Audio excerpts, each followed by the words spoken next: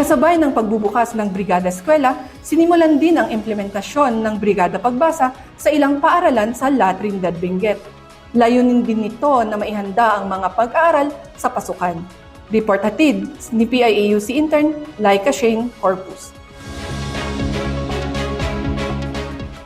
Kasabay ng paghahanda ng mga silid-aralan, binuksan dito sa Buyagan Elementary School ang Brigada Pagbasa Program upang hasain ang kakayahan sa pagbasa at pagbilang ng mga mag-aaral at maihanda sila sa darating na school year.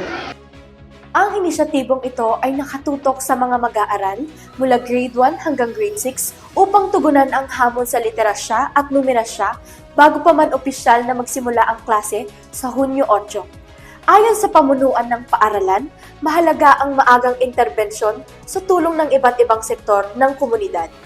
Yung Brigada Pagbasa kasi natin is para matulungan natin yung mga mag-aaral na nahihirapang magbasa through the help of stakeholders and volunteers para as early as this week at least may maitulong sa kanila, lalo na yung mga hirap talagang magbasa. Malaki naman ang pasasalamat ng mga magulang sa programang ito dahil mas natututukan ang kanilang mga anak sa personal na paraan. Para sa kanila, ito ang mabisang hakbang upang mailayo ang pansin ng mga bata sa labis na paggamit ng mga gadget at social media. Siyempre, mas maganda ito kasi yun nga, natututukan ng mga teacher ang mga anak natin. At saka at saka parent and child and then teacher and child, yung banding nandun pa rin siya. Yung banding, yun pa rin, nandito pa rin sa puso. Kung ipapaubaya mo lang sa cellphone, wala lang, parang nagiging yaya lang ang cellphone, di ba? Kaya, mas maganda ito, ibalik nila yung pagbasa.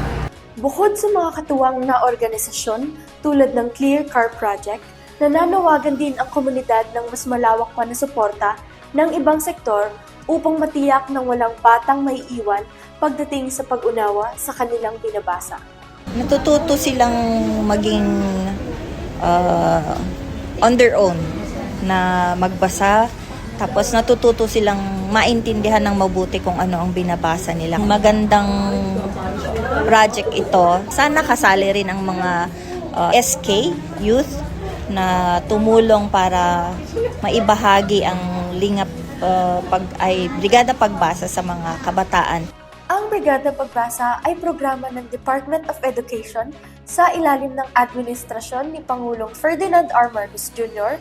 bilang tugon sa learning gaps at itaguyod ang functional literacy sa mga mag-aaral.